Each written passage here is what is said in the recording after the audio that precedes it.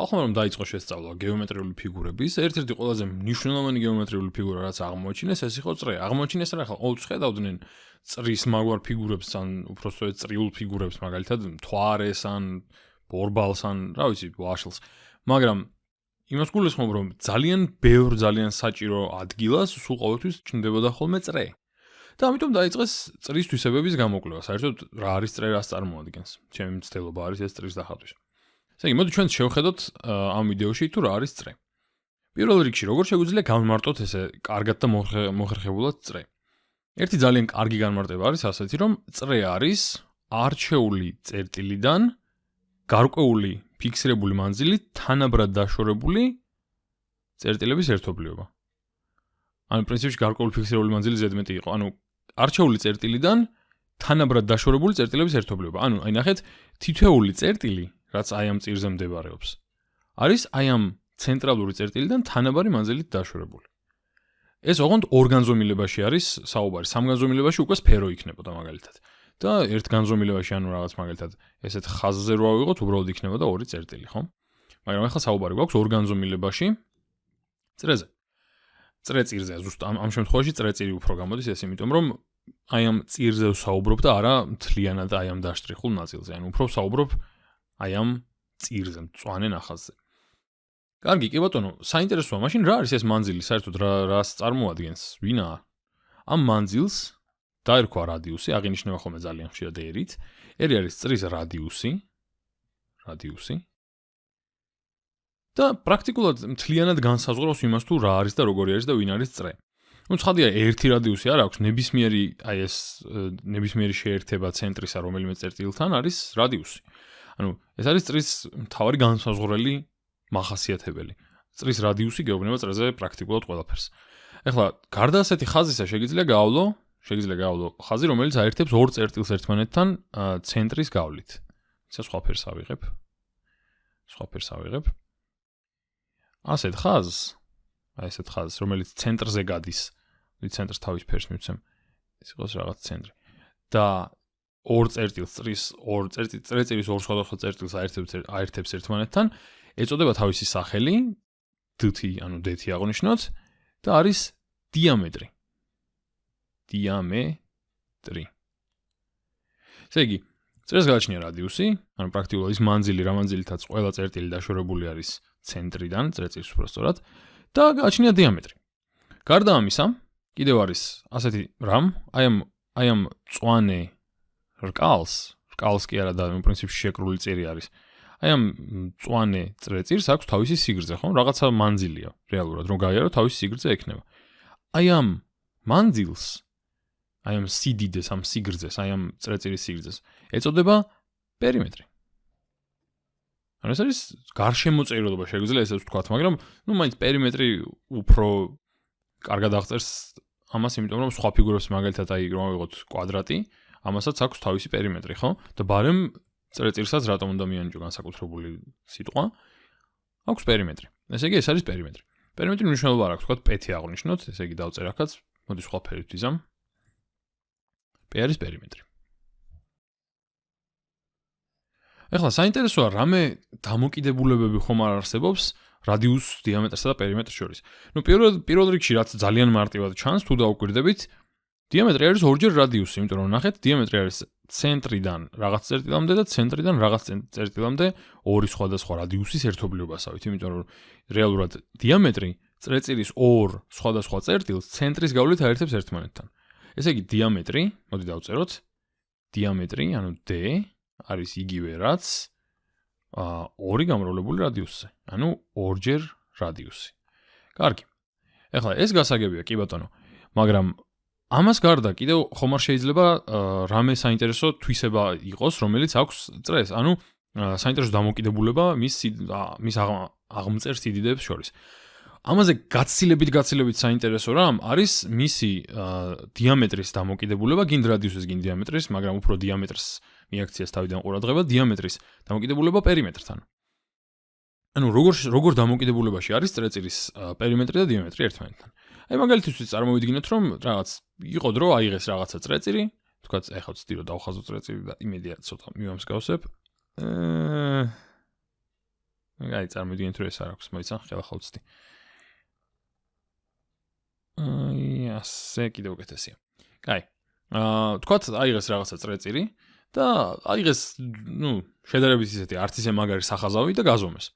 გაზომეს ამ წრეწირის დიამეტრი და მიიღეს, რომ ეს დიამეტრის სიგრძე, ანუ D დაახლოებით არის 1 რაღაცა, თქვათ, 1, რა მნიშვნელობა აქვს? 1, რა ერთეულითაც მაშინ ზომავდნენ. საუბრობ ძალიან ძველ დროზე, როცა დაიწყეს ამ ყველაფრის შესწავლა. მე რადგან და ამავე წრის პერიმეტრი გაზომეს და მიიღეს, რომ მიახლოებით ეს პერიმეტრი არის 3. და თქვეს, რომ ამ წრის დიამეტრის შეფარდება პერიმეტრთან, უბრალოდ პერიმეტრის შეფარდება დიამეტრთან, ანუ P გაყოფილი D-ზე, არის მიახლოებით 3. ანუ 3 გაყოფილი 1-ზე. მოდი სხვა წრეწირი ვნახოთ და აიღეს სხვა წრეწირი, თქვათ უფრო პატარა წრეწირი და გაზომეს აქაც დიამეტრი. გაზომეს აქაც დიამეტრი და თქვათ აქ დიამეტრი მიიღეს მიახლოებით 1. და მე გაზომეს პერიმეტრი, ანუ მოდი ესე ვიტყვი. თქვათ აქ დიამეტრი აქ იყო 1, საერთოდ რა შუაშია. თქვათ მიიღეს 6 სანტიმეტრი სიტყვაზე, აი მიახლოებით 6 სანტიმეტრი. და მე გაზომეს გარშემოწირულობა, ანუ პერიმეტრი და მიიღეს, რომ ეს პერიმეტრი არის, თქვათ, მიახლოებით 18 სანტიმეტრი. ახლა ძალიან გაუმართლოთ, რომ ესე გამოვიდა ვითომ, მაგრამ სინამდვილეში, ხო, მოკლედ. ისევ თითქოს რაღაცნაირად ამათი შეფარდება უნდა იყოს P გაყოფილი D-ზე, უნდა იყოს დაახლოებით ისევ 3. ანუ თქვენს რომ, ბევრ წრეში ჩნდება ესე და მოდი ერთი უკეთესი სახაზავით გავზომოთ. იქნებ სინამდვილეში ეს ამ წრის პერიმეტრის შეფარდება დიამეტრთან, განსხვავდება ამ წრის პერიმეტრის შეფარდებისა დიამეტრისგან თუ როგორცაა. ამიტომ აიღეს უკეთესი სახაზავი და მე უცებ დააფიქსირეს, რომ თლად 3 კი არ არის 1-თან. თქვათ აი ამ წრეწირის მიუბრუნდნენ ისევ. თურმე სინამდვილეში ამისი პერიმეტრი ყოფილა 3.1. და მაშინ შეფარდებაც მიახლოებით 3.1-ია. მაგრამ მე ეგ მაგარი სახაზავი ამ პატარა წრეწირთან მიიტანეს და აქაც რაღაც თლად 18 კი არა, 18-ზე ოდნავ მეტი გამოვიდათ რაღაც. თქვათ 19 და რაღაცა, ან 18.5. მნიშვნელობა არ აქვს. მოკლედ, უფრო და უფრო უკეთესი და უკეთესი მეთოდებით ზომავდნენ და უფრო ზუსტად წრეწირის პერიმეტრის შეფარდებას დიამეტრთან და მივიდნენ ძალიან ცნობილ და ძალიან ისეთ მისტიურ რიცხვამდე, რომელიც არის 3.14, მერე 15, 9 და ასე შემდეგ კიდევ ძალიან, ანუ ცხადია თვითონ ეს რიცხვი, ცხადი არ არის პრინციპში, რატომ უნდა იცოდეთ. ეს რიცხვი არის ირაციონალური რიცხვი, ეგეც არ ვიცი იცით თუ არა, ალბათ არის იცით, მაგრამ ეს რიცხვი არის ისეთი, რომელიც უსასრულოდ გრძელდება. თან განმეორებადაც არა, ანუ არ იცი შემდეგი რიცხვი რა მოგივა. მოკლედ, რიცხვი მიიღეს, რომელიც გრძელდება უსასრულოდ და არის აი ამ სიზუსტით შეგვიძლია თქვათ, რომ არის აი ესეთი 3.14 ყველაზე ცნობილი, ისა პრინციპში ყველაზე ცნობილი მაინც 3.14 აქედან. მაგრამ ხო, ანუ ენადამება უკვე არ ვიცი რას ლაპარაკობ, ამიტომ მიუბრუნდები რასაც ვლაპარაკობდი. გაზომეს დიდი სიზუსტით. მიიღეს ეს და არქვეს სახელი, იმიტომ რომ იმდენად ბევრგან აღმოჩნდა ეს, იმდენად ბევრგან შეხვდათ ეს რიცხვი, რაღაც სხვადასხვა გაზომვებში, სხვადასხვა ფიგურებში, სხვადასხვა მომავალში მე უფრო ძლიერი მათემატიკა რომ შემოვიდა უამრავ განტოლებაში, უამრავ ფიზიკურ განტოლებაში, რომ დაარქვეს თავისი სახელი. და სახელი არის P. არის P. ანუ P, მოდი 3-ს გავაკეთებ, ანუ აღნიშნეს P-თ, აი ეს რაღაც დიადი რიცხვი. ეხლა ეს რას ნიშნავს? ეს ნიშნავს, რომ პრაქტიკულად P დაარქვეს პერიმეტრის შეფარდებას დიამეტრთან. ეს აღნიშნეს P-თ. აი ესეთი რაღაცა მოხერხებული რამე გააკეთეს. ხა შეიძლება იფიქროთ, რომ რაში დაჭირდათ, რიცხვია დიდი ამბავი, მაგრამ ნელ-ნელა ისწავლით, რომ ეს არის ერთ-ერთი ყველაზე მნიშვნელოვანი რიცხვი ალბათ მათემატიკაში, რასაც კი შეხვდებით. და მაგალითისთვის ეს შეგვიძლია გამოვიყენოთ ძალიან კარგად რაღაც ტიპის ამოცანების ამოხსნაში. აი თქვათ, მოდი ამათაც წავშლი და ამოცანას გავაკეთებ ერთვარს და მივხვდებით რას გულისხმობ. მაგალითისთვის მოცემული გვაქვს ესეთი სიტუაცია. რომ გვაქვს რაღაცა წრე. ვაიმე, ეს წრე არ გვაქვს, ეს მართლა წრეწირი გვაქვს. თქვათ ესეთი წრეწირი. სავით რაღაც, იმიტომ რომ წრეწირი არ გამომივიდა. და თქვათ ვიცით, რომ ამ წრეწირის დიამეტრი არის 3. თქვათ 3 რაღაც. თქვათ 3 მეტრი იყოს. ვიცით, რომ 3 მეტრი არის ამ წრეწირის დიამეტრი, აქაა ცენტრი. კარგი. და გვეკითხებიან, ამ დიამეტრის მიხედვით იპოვეთ რა არის წრეწირის პერიმეტრი. ანუ დიამეტრი ვიცით, რომ არის 3 მეტრი. და იპოვეთ რადიუსი. მოდი რაღაც არ მომწონს ესე დაწერა. გავაფერადებ სხვა ფერებით. რადიუსი. კარგი ბატონო, შევუდგეთ საქმეს. ესე იგი, ჩვენ ვიცით, რომ დიამეტრი არის ორჯერ რადიუსი, ხო? ამიტომ ძალიან მარტივად ვიპოვით რადიუსს. დიამეტრი არის 2 გამრავლებული რადიუსზე. და მაშინ რადიუსი იქნება ორივე მხარე რომ 2-ზე გავყოთ, დიამეტრი, მწვანედ დავწერე, მაგრამ დავტოვებ მწვანედ, დიამეტრი გაყოფილი 2-ზე. ანუ 3 გაყოფილი 2-ზე, ესე იგი 1.5 მეტრი. ესე იგი მივიღეთ რომ რადიუსი არის 1.5 მეტრი, კი ბატონო? ძალიან კაი. ეხლა მოდი პერიმეტრი მივიღოთ. პერიმეტრზე რა გვახსოვს, რომ წეღან რა ვთქვი? პერიმეტრზე ვთქვით, რომ პერიმეტრი შეფარდებული დიამეტრთან, პერიმეტრის დიამეტრთან ფარდობა. რისი ტოლიაო? პერიმეტრის დიამეტრთან ფარდობა არის π. მაშინ თუ მე მინდა რომ პერიმეტრი ვიპოვო და თუ ვიცი დიამეტრი, რა უნდა ვქნა?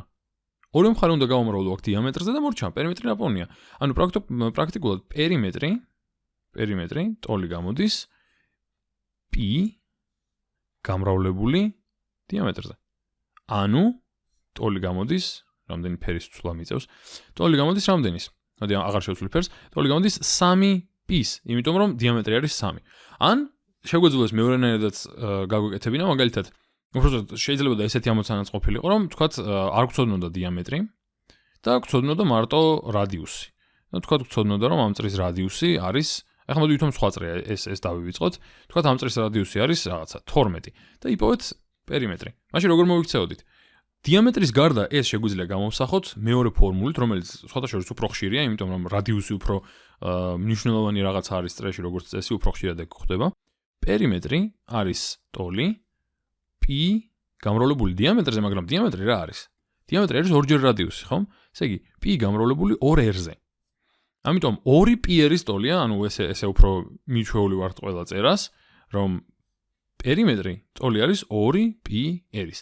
და მაშინ თუ რადიუსი გვექნებოდა მოცემული, ჩავსვავდით ამ გამოსახულებაში 2πr-ს, 2πr-ში უბრალოდ r-ს და მივიღებდით 2ჯერ π გამრავლებული 12-ზე, ანუ 24π. და არ დაგაბნიოთ იმან, რომ რიცხვს უწერთ გვერდზე რაღაცა 100-ს. ეს ჯერ ერთ გვერდზე მიწერა უბრალოდ გამრავლებაა, მეტი არაფერი. და თვითონ ეს π არის ისევ და ისევ, უბრალოდ რიცხვი, უბრალოდ 3.14.15 რაღაცა ასე შემდეგ. ანუ რაღაცა რიცხვი აღნიშნეს 120 რომ ყოველ ჯერზე აი ესეთი რაღაცის წერა და მრავლება და მიახლოება არ უწევდეთ. ანუ მეტი არაფერი. ამან არ უნდა დაგაბნიოთ. კარგი, მოდი ერთი ამოცანაც გავაკეთოთ, ცოტა შებრუნებული ვით ამოცანა. და მაგით მორჩეთ. ესე იგი, ამოცანა იყოს, მოდი ესეთი. თქვათ გვაქვს მოცემული რაღაც წრე ისევ. ახედავ, ნელ-ნელა ხელოვნდები.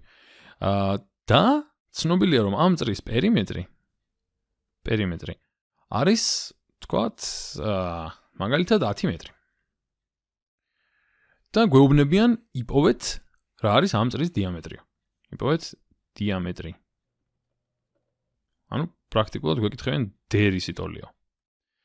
კარგი ბატონო, შევუდგეთ საქმეს. ესე იგი, ჩვენ რა ვისწავლეთ? ვისწავლეთ რომ პერიმეტრი არის იგივე რაც 2 გამრავლებული π-ზე და გამრავლებული რადიუსზე, ხო? ან სხვაგვარად, პერიმეტრი არის π გამრავლებული დიამეტრზე. ესე იგი, გვაქვს გამოსახულება, სადაც პერიმეტრი ვიცით 10 მეტრია, π ვიცით რომ რიცხვია, ცნობილი რიცხვია და d-ს ვეძებთ. რა უნდა ვქნათ? ორივე მხარე უნდა გავყოთ π-ზე.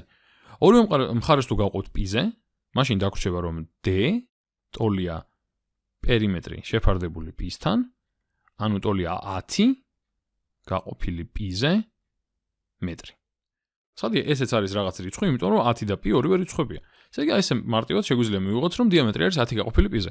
თუ გვაინტერესებს აქედან რადიუსი რისი ტოლია, კიდევ უფრო მარტივი. კიდევ უფრო მარტივი რა, ასევე მარტივი. უბრალოდ დიამეტრს გავყოფთ 2-ზე და იქნება 5 გაყოფილი π-ზე.